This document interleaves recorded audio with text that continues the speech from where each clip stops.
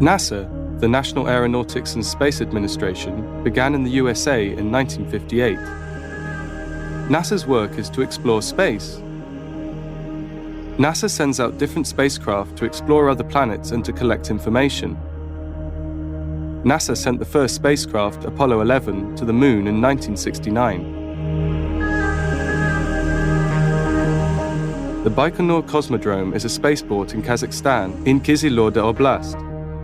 It is near the village of Tyuratam. The world's first satellite, Sputnik 1, went into space in 1957.